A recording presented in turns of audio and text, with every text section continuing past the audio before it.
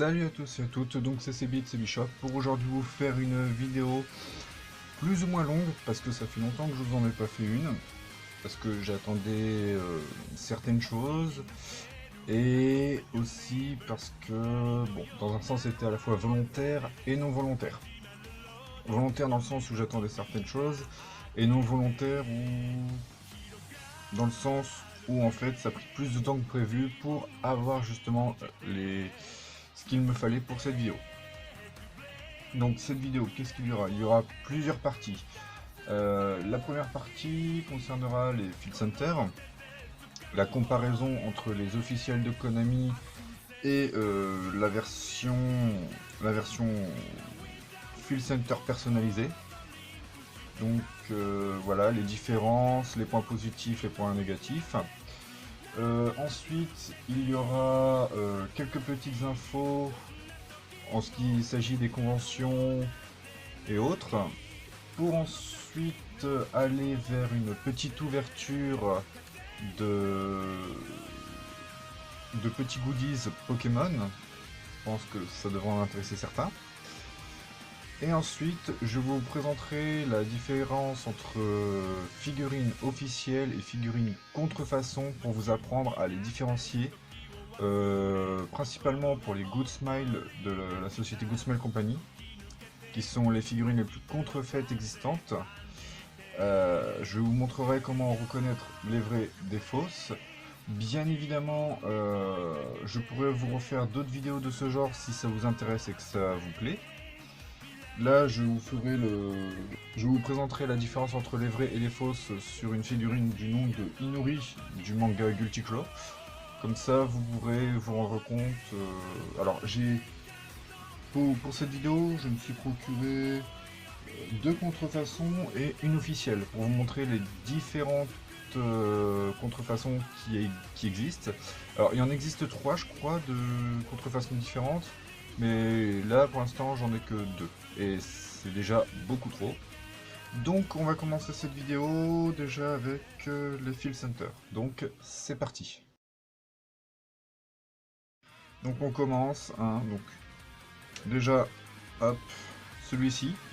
Donc comme vous pouvez le voir, c'est un Field Center officiel Yu-Gi-Oh 20e anniversaire. Donc c'est un Field Center de... Hop, je vous montre. Voilà. Firewall. Donc dragon par feu. Comme vous pouvez voir en fait, les Field Center officiels sont juste des cartes communes avec un filtre, comme vous pouvez le voir, un filtre de brillance par-dessus. Comme pour certaines cartes au Japon, ils ont tous un petit filtre comme ça. Donc là voilà, c'est un filtre, on va dire holo sur un Field Center commune. Donc ça c'est pour les officiels. Alors, autre petite comparaison. Hop, voilà, on va prendre. Je vais vous faire une comparaison de taille aussi parce que la taille n'est pas les mêmes sur les Field Center que sur les cartes Yu-Gi-Oh! Je vous montre, comme vous pouvez le voir, un Field Center est légèrement plus grand qu'une carte Yu-Gi-Oh! Ce que je trouve dommage parce que du coup, certaines personnes ont des deckbox qui sont faites pour les tailles Yu-Gi-Oh!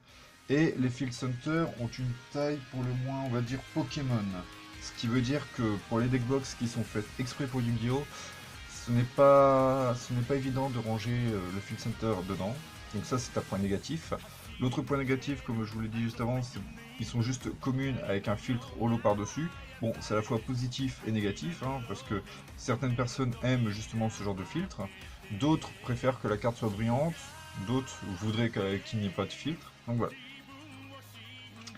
Après, autre point que je trouve positif, c'est que ils ont fait un dos pour les 20 ans de Yu-Gi-Oh! Mais point négatif, c'est que je sais que certaines personnes auraient bien aimé avoir un Field Center réversible, c'est-à-dire un côté avec le monstre et de l'autre côté avec le dueliste. Malheureusement, ils l'ont pas fait. Je crois qu'ils voulaient le faire à la base, mais ils ont préféré faire des Field Centers séparés pour justement qu'il y ait plus de choix pour les personnes. Donc voilà. Ça, c'était en rapport avec la taille. Maintenant, je vais vous faire la comparaison avec un Field Center que j'ai fait. Ce qui me fait, rigoler, c'est que l'image de ce Field Center, je l'avais fait, on va dire, avant, allez, 5 jours avant la sortie officielle de celui-ci, donc de cette image-là du dragon par feu. Donc voilà. Donc là, il y a le Field Center personnalisé et l'officiel. Ils ont quasiment la même pose, mais c'est pas encore ça. Donc, Field Center officiel, Field Center personnalisé. Donc comme vous pouvez le voir, commune avec un filtre, et là, full brillant. Donc vraiment, il n'y a pas de filtre, il n'est pas commune, non, non, c'est vraiment full brillant, comme vous pouvez le voir. Sachant que il y a aussi une version, bon là c'est pas la même pose, où c'est commune, pour laisser un maximum de choix aux gens. Donc, on va dire que point positif, full brillance, juste filtre.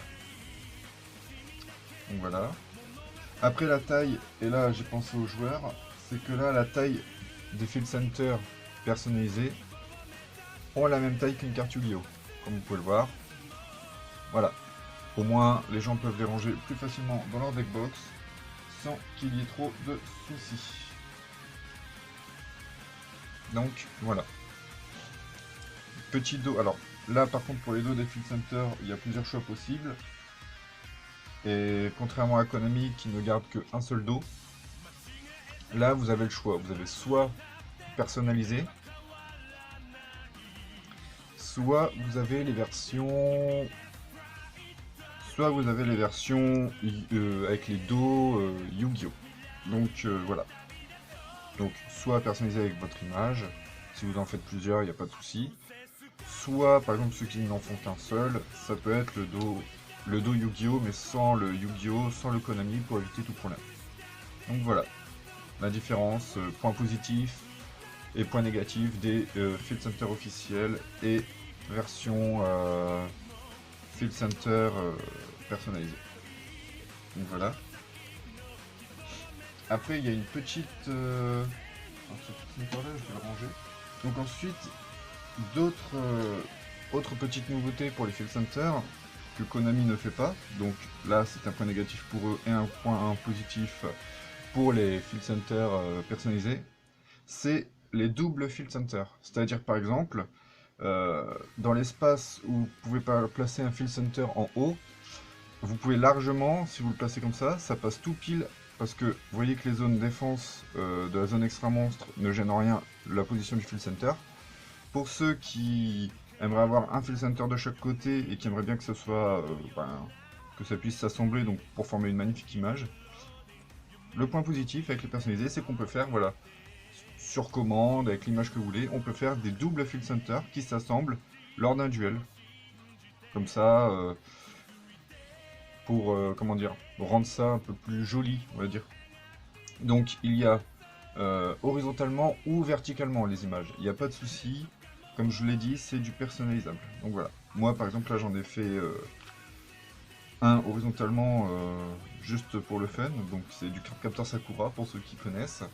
Donc voilà, j'ai voulu que l'image, que ça rende super beau, que ça fasse bien, joli, etc. Donc voilà. Voilà. Donc pour ce qui est des Field Center, c'est ce que j'avais à vous dire. Et donc maintenant on va passer aux petites infos concernant les conventions. Donc pour les conventions, les petites infos que j'avais à vous dire, c'est que début du mois de juin, alors je vous remettrai les dates dans une prochaine vidéo normalement, mais au début du mois de juin, je serai présent normalement dans une convention qui se trouve à Neuville, voilà. Donc c'est une petite convention geek. Donc cosplay, stand, activités, animation, etc. Comme toutes les conventions auxquelles je vais. Donc normalement j'y tiendrai un stand, vous pourrez m'y retrouver. Donc il y aura comme d'habitude les figurines, les goodies, les cartes, les oricas, les tapis, la petite loterie, enfin comme d'habitude. Normalement, fin juin, j'ai dit bien normalement, ce n'est pas encore confirmé, j'aurai une autre convention de prévue. Là, par contre, je n'ai pas du tout les dates. Je sais que c'est fin juin, mais je ne sais plus trop. La première, j'ai les dates, mais il faut que je les confirme. Euh, En juillet, j'ai été contacté par une association qui organise des conventions, mais malheureusement, c'est vers Rochefort, donc je ne pourrai pas y aller. Euh, donc je suis désolé. Donc, mais je vous le dis quand même pour ceux qui s'intéressent. Au mois de juillet, il y aura une convention début juillet à Rochefort. Le nom exact de la convention, je ne l'ai pas. Parce que, alors ils sont très vagues sur les informations quand on leur demande. Alors qu'ils nous disent de leur demander, ce qui est pas mal. Mais par contre, octobre, je serai une convention dans le Nord. Donc cette convention est à... Je crois que c'est à Hénin-Beaumont. J'ai retrouvé les dates pour le salon Geek. Donc c'est le salon Geek Co. Le 9 et 10 juin à Neuville-sur-l'Escaut. Voilà, donc pour ceux que ça intéresse, je viens de retrouver voilà, la petite invitation qu'on m'avait faite pour cette convention. Donc voilà. Ensuite, en septembre, je serai à la Né-Convention, mais là, je vous donnerai plus de détails. Donc voilà. C'est tout pour ce qui s'agissait des conventions. Bon, je vous l'ai dit de façon un peu brouillon, j'en suis désolé.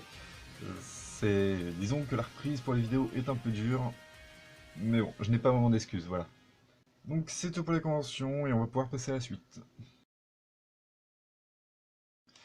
Alors, on va passer à la suite maintenant. Donc la suite, c'est quoi? C'est l'ouverture des petits goodies Pokémon. Donc là, je vous ai trouvé une petite Pokéball du film Pokémon Je te choisis et une Honor Ball du même film. Donc voilà, donc je vais vous faire la petite ouverture, vous présenter ce que c'est. Et pour ceux qui seraient intéressés de trouver le même genre de produit, je peux vous conseiller une petite boutique qui se trouve à Lille. Cette petite boutique, ça s'appelle Manga no Yume. Donc ils font tout ce qui est figurines, petits goodies, porte-clés, etc. Ils font surtout essentiellement du manga. Donc si vous cherchez tout ce qui est shonen, shoujo, seinen, yuri, yaoi et j'en passe. Ils ont de toutes les sortes. Ils ont vraiment, ils se limitent pas juste aux mangas connus.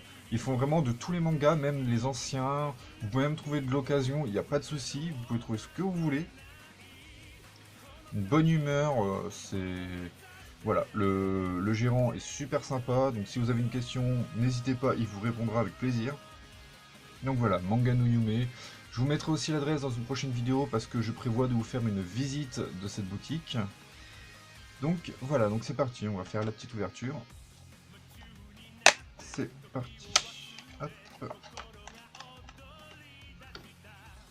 Allez, petite Pokéball. Hop, donc le petit film de protection. Alors, moi je sais ce que c'est, donc je vais vous le dire. En fait, voilà, le petit socle. En fait, les Pokéballs que je vous présente sont tout simplement des petites... alors, c'est à la fois un petit goodies, un petit accessoire de collection, mais aussi pour ceux qui font du cosplay de Pokémon, ça peut être pratique pour par exemple les ceintures avec les Pokéballs, enfin ce petit genre de... ce genre de choses, mais aussi, hop, ça peut être un petit garde-manger, parce qu'en réalité, à l'intérieur, je vais vous montrer, je vais vous l'ouvrir, hop, voilà, vous avez ce petit couvercle, voilà, hop, et un sachet de bonbons par Pokéball. Donc ce petit sachet de bonbons contient normalement 10 bonbons, voilà, 10 petits bonbons qui se mettent à l'intérieur de la Pokéball. Pokéball qui, intérieur, est très ressemblant à ce que l'on a dans le manga et l'anime, c'est-à-dire ils ont fait les formes intérieures et autres. Hop. Donc voilà. Donc elle est vraiment super bien réalisée, super bien faite. Elle est juste magnifique. Et donc comme je vous le disais, pour ceux qui font du cosplay et qui veulent l'attacher à leur ceinture, vous avez ce petit embout qui vient se hop, clipper ici pour pouvoir l'accrocher à la ceinture. Et bien évidemment le petit socle pour poser la Pokéball. Je peux même vous la poser comme ça, hop, le temps de la vidéo. Voilà, donc ça c'est la Pokéball. Voilà. Et là nous allons passer à l'Honor Ball. Hop là.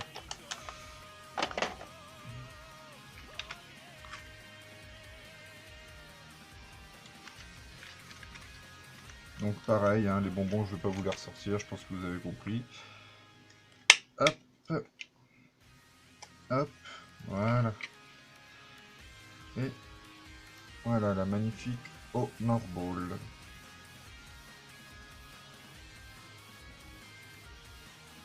Donc voilà. Donc il y a différents modèles de disponibles. Vous avez la Pokéball Pikachu, donc avec l'éclair. Vous avez la Super Ball, qui est, je trouve, la plus belle, qui je n'ai pas pu obtenir malheureusement. Vous avez la...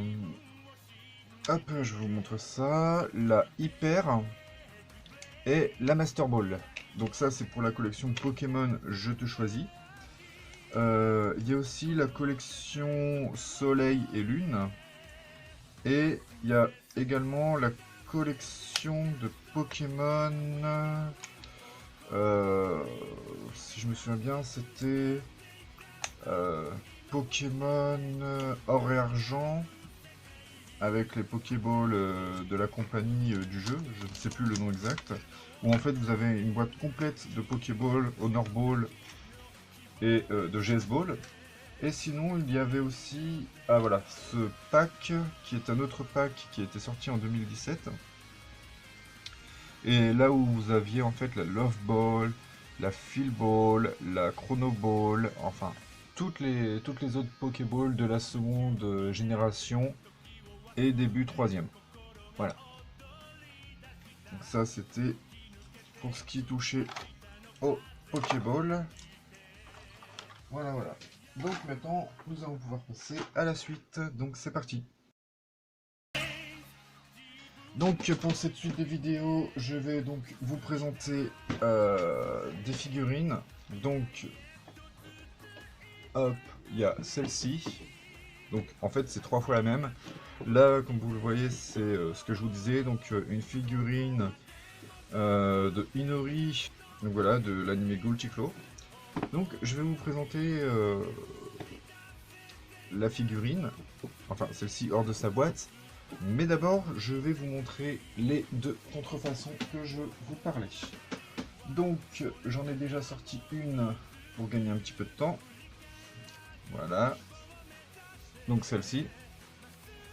Donc comme vous pouvez le voir, à première vue, on ne remarquerait rien. Sauf si vous y regardez de plus près. Là, par exemple, au niveau, voilà, des peintures, vous voyez des légères bavures. Une décoloration au niveau de l'accessoire, qui accessoire est très mou, comme pour les cheveux. Au toucher, on sent que, ah bah d'ailleurs, elle est en train de se casser justement. Voilà, donc ce que je disais, contrefaçon qui se casse au toucher. Socle qui à la base devrait être transparent ne l'est pas, avec l'inscription Made in China qui se trouve au centre. Or, toute inscription due à la licence et à la fabrication doit se trouver au bas du socle et non au centre. Contrairement à l'officiel, là vous avez énormément de granulés. Les couleurs ne sont pas vraiment respectées, elles ne sont pas propres. Le marquage, la séparation de certaines formes et de certaines couleurs ne sont pas du tout placés comme il faudrait. Et elle est vachement très claire au niveau des couleurs. Là, elle est très orangée. L'officiel est plus rouge-orangé pour finir jaune. Là, elle est tout simplement orangée et jaune. Donc voilà, donc ça c'est la première version des contrefaçons. C'est la plus, on va dire, entre guillemets, c'est la mieux faite des contrefaçons, excepté pour la couleur. Parce qu'elle est un peu plus travaillée que les autres. Donc voilà. Donc je vais vous montrer sa boîte aussi au passage. Donc comme vous pouvez le voir, hop, voilà la boîte. Donc elle est comme la vraie, en un peu plus poussiéreuse, désolé. Il y a ici, désolé de vous avoir fait bouger. Ici vous avez l'inscription du nom de la figurine et le petit Good Smile Company. Comme sur la vraie boîte que je vous montrerai tout à l'heure. Donc cette boîte là est exactement, enfin pratiquement comme l'officiel, à l'exception de petits détails comme certaines parties du texte, certaines couleurs d'un côté, et surtout ici. Toutes les contrefaçons ont, à l'intérieur de ce petit rectangle rouge, ont l'inscription en noir. L'officiel, ne vous y trompez pas, l'officiel a une inscription blanche. C'est comme ça qu'on peut reconnaître certaines contrefaçons, les couleurs, la cassette. L'officiel a une petite vignette juste ici, que l'on n'a pas sur les contrefaçons.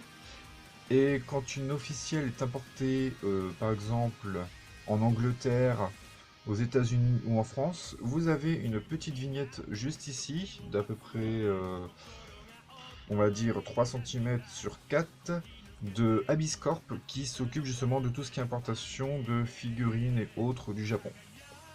Ce ne sont pas les seuls, mais c'est l'un des plus gros importateurs.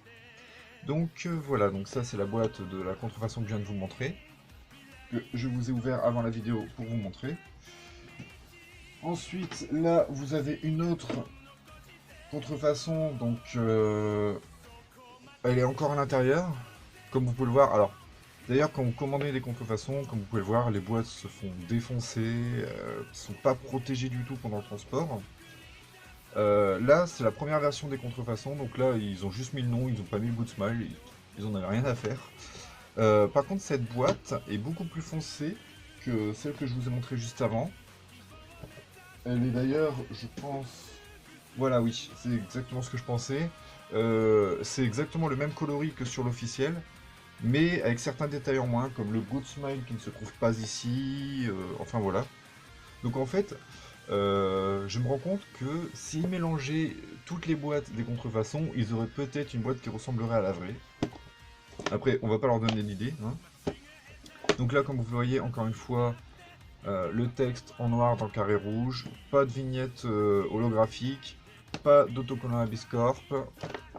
Bon, après l'autocollant Abyss Corp, je vous le dis, moi je les ai pas sur mes figurines généralement parce que je les importe directement du Japon. Donc je ne passe pas par Abyss Corp pour mes figurines, donc c'est logique. Après, hop, voilà, je vous la sors. Donc déjà, comme vous voyez, le carton n'a pas protégé du tout le plastique est totalement mort. Le socle est collé au scotch, et comme vous pouvez le voir, oh là là, il y a des grillures déjà dessus, des griffures, du Made in China. Donc voilà, il n'est pas transparent, il est mat. Alors la figurine, on va la sortir, l'écharpe aussi, hop, on dégage ça, ça ira à la poubelle. J'aurais dû mettre des gants pour toucher ces figurines, mais j'y ai pas pensé, malheureusement, parce que ils sont au lavage. Donc voilà. Donc je vais vous présenter maintenant le pied qui n'est pas du tout comme l'autre. Oui, mais alors pas du tout, du tout, du tout. Alors attends. J'ai l'impression que oui, elle penche un peu plus. Elle penche un peu plus. Donc voilà.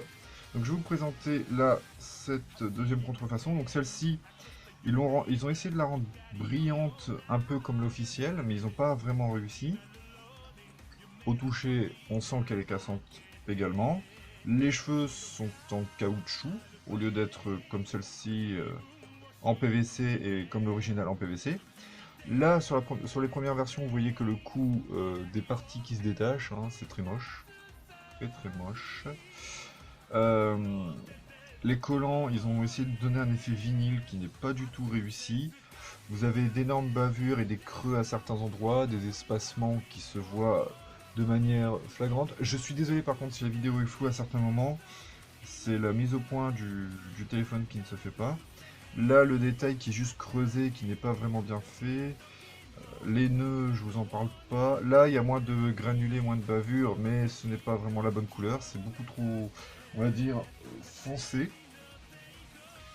À certains endroits, on peut voir les points de colle. Ouais, on voit que c'est vraiment pas du tout travaillé, que il y a les parties qui sont pas fixées correctement. L'écharpe, c'est pareil, elle se décolore à peine sortie de la boîte, je suis en train de voir. Ouais, elle passe du blanc au semi-transparent jaunâtre à certains endroits, alors que je l'ai sorti du carton devant vous il y a quelques secondes.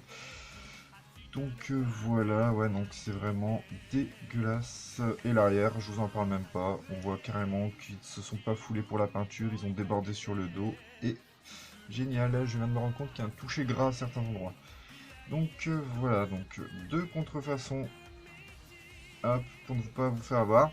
Alors, je tiens à vous dire d'ailleurs que des contrefaçons, il n'y a pas que sur eBay ou AliExpress. D'ailleurs, je vous déconseille AliExpress, hein, je le dis à chaque convention, je déconseille aux gens d'aller sur AliExpress parce qu'il n'y a que de la contrefaçon, il n'y a rien d'officiel là-dessus. Ne vous faites pas avoir. C'est pareil pour tout ce qui est, par exemple, Wish. Alors là, c'est pire qu'AliExpress, parce que c'est toutes les rebuts d'AliExpress qui finissent sur Wish, hein. Je vous le dis, je me suis renseigné, voilà. J'ai même fait un test, hein, pour vous, que je ne vous montrerai pas tellement que c'est de la daube, hein, ce qu'il y avait, donc voilà. Euh, donc comme vous pouvez le voir, voilà, c'est vraiment... Là, pareil, ici c'est au centre au lieu d'être ici, donc je ne dirai rien. Hein, vous connaissez le fond de ma pensée là-dessus. Donc voilà, ça ne tient pas droit. Donc ça c'était la deuxième contrefaçon d'Inori. Donc voilà. D'ailleurs, l'officiel que je vais vous montrer maintenant, alors je ne l'ai pas importé du Japon, j'aurais pu le faire, mais je ne l'ai pas fait. Et je vais vous expliquer pourquoi. J'ai voulu faire un test. Celle-ci, je l'ai commandée sur Le Bon Coin à un vendeur qui le vendait sur Le Bon Coin. Alors, certains vont avoir peur du Bon Coin, etc.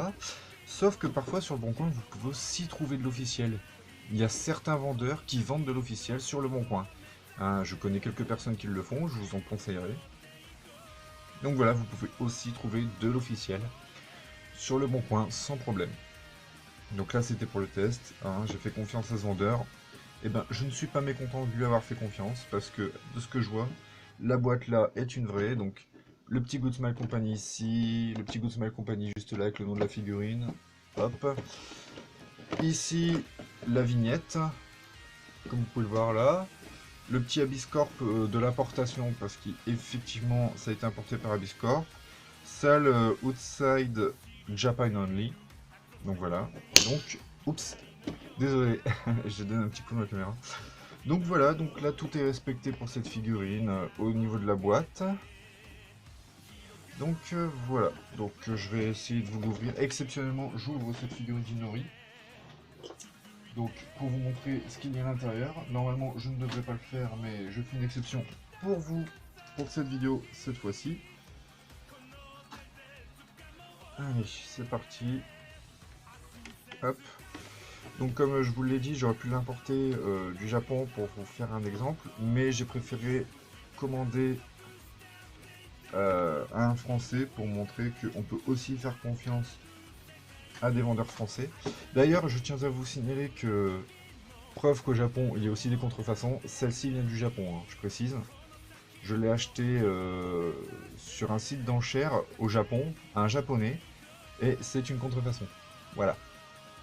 Donc c'était pour vous montrer que, contrairement à ce que certains vous disent, qu'au Japon il n'y a que de l'officiel, c'est totalement faux, mais vraiment totalement faux. Hein. Il peut y avoir des contrefaçons, il peut même y en avoir parfois beaucoup. Hein. Et donc si vous voyez que certains revendeurs sur internet vous disent figurine de seconde main, figurine sans boîte, sirène d'alarme, tout de suite, hein. C'est une contrefaçon, vous faites pas avoir. Il est très rare qu'un collectionneur revende une figurine sans sa boîte. Si c'est de l'officiel, du moins. Parce qu'une officielle sera toujours vendue avec sa boîte.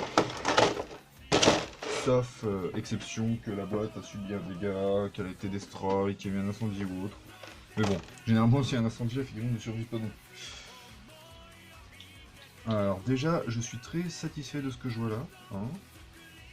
Alors, on va ouvrir ça proprement. Hop. Ah oui.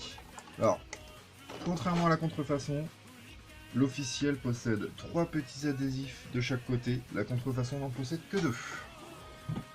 Parce que sur les 2 contrefaçons que j'ai ouvertes, il n'avait que 2 adhésifs de chaque côté. Là, l'officiel en a 3. La forme du plastique est différente. Là, nous avons carrément une petite fenêtre, on va dire, ici pour la tête, pour mieux la voir depuis l'extérieur de la boîte. Les autres ne l'avaient pas, c'était directement moulé sur la figurine. Ah, voilà. Le petit socle, comme vous pouvez le voir, bien transparent, bien translucide. Une tige en métal sur l'officiel pour tenir la figurine correctement. Les contrefaçons n'ont pas la tige, justement parce que la partie plastique que vous voyez là est directement fixée à la figurine. Là, vous voyez que ce n'est pas fixé à la figurine, c'est fixé au socle. Le Guilty Crow, donc les initiales, sont bien placées en argenté et non pas en couleur métallisée peint. Voilà, ici l'inscription se trouve en bas du socle et non au centre. Donc voilà, bien transparent contrairement aux autres, hein. Il n'y a pas de souci. Ensuite la figurine, donc je vais vous montrer ça. Oh là là, magnifique. Magnifique. Alors, on va faire ça tout doucement. Donc celle-ci du coup va finir sur l'étagère je pense. Ah voilà. Magnifique. Donc là vous voyez les coloris. Vous voyez bien que là voilà, ça fait vraiment une magnifique brillance. Une brillance de vinyle hein, justement sur les jambes. Ils sont juste magnifiques. Les couleurs bien respectées. Pas de bavure, pas de granulés dans les cheveux. La décoloration du blanc au rose, enfin la colorisation pardon, est bien faite, c'est propre. Les peintures aussi, bon, il y a un léger trait, mais ça c'est normal parce que c'est un défaut régulier sur ce genre de modèle, mais ça se voit pas vraiment, ça se voit même pas du tout. L'arrière, comme vous pouvez voir, parfaitement peint, contrairement à celle-ci. Hein. Je vous montre la différence, voilà. Vous pouvez admirer. Voilà, on voit nettement hein, les défauts sur la contrefaçon. Les yeux sont beaucoup plus détaillés. Donc là, vous voyez que les yeux ne sont pas détaillés du tout. Je ne sais même pas si on voit le visage. Voilà. Et la vraie, les yeux détaillés correctement. Donc voilà. Donc elle est juste magnifique. Hop, je fais en sorte de ne pas l'abîmer pour bien vous montrer. Voilà. On va la poser sur son socle. Donc la tige en acier et la tige plastique, bien enfoncée correctement dans le pied. Voilà. Cela, je risque de la poser en modèle d'expo parfois durant les conventions. Ah, l'écharpe, parfaitement découpée, pas de décoloration, elle est blanche et finie en transparence comme elle devrait l'être et pas jaunie. Hop, donc on va la poser là. Et voilà, une magnifique figurine d'Inori. Je vous ferai des photos pour la fin de vidéo, pour ceux qui s'intéressent. Donc, je vais la poser là en sécurité, en hauteur. Et elle est juste magnifique. Donc voilà. Ça, on va le pousser pour le moment. En sécurité. Car oui, les boîtes, généralement, je les garde en bon état quand c'est l'officiel. Et pour cela, ben, je ne donne pas cher de leur sort parce que je vais fortement les découper, les modifier et en faire quelque chose de moins moche que des contrefaçons. Je vais complètement les retravailler et en faire tout à fait autre chose. Ah, et je viens de remarquer un détail. Ici, les petits carrés qui sont là, enfin les petites formes géométriques. Ici, en fait, elle est juste coupée nette. Elle n'est même pas coupée par la tenue, non, elle est coupée avant la tenue, donc comme si elle avait juste été posée. Sur l'officiel, ça fait bel et bien le tour. Donc, voilà. Donc, encore une fois, preuve que les contrefaçons sont vraiment mal foutues. Donc, voilà. Donc, c'était tout pour la présentation contrefaçon versus officiel. Donc, voilà. Hop, ça dégage. Alors, maintenant que la comparaison des figurines officielles et non officielles est faite, Je voulais savoir, pour ceux que ça intéresse, si vous auriez des idées d'amélioration sur, par exemple, le stand en convention, sur les Orica, les Field Center et les Playmats, si vous auriez des idées pour les améliorer et les rendre beaucoup plus jolis. Par exemple, d'ailleurs pour ceux qui s'intéressent, j'avais toujours les Playmats, donc les Playmats de 35 sur 60 et les Playmats de 60 sur 60, donc les Playmats doubles, je les fais toujours, il n'y a pas de souci. Les frais de port sont toujours inclus dans le prix, ça il n'y a pas de problème, j'ai pas bougé. Les prix sont toujours de 35 à 45 euros pour les 60-35 et de 45 à 55 euros pour les 60-60. Les Field Center, donc les communes, sont toujours à 5 euros comme les Orica. Les super, donc en brillant, sont à 10 euros. Et les doubles, donc les doubles Field Center comme celui-ci, sont à 15 euros, tout simplement. Donc voilà. Et donc voilà, c'est tout ce que j'avais à vous dire, je pense, pour cette vidéo. Je sais qu'elle a été longue, je ne sais pas encore combien de temps, je verrai ça durant le montage. Donc voilà. Donc c'était CB Shop, je vous dis à la prochaine, et désolé pour cette vidéo totalement, on va dire, à moitié improvisée et extrêmement longue. Voilà. Donc c'était CB Shop, et je vous dis à la prochaine. Salut à tous!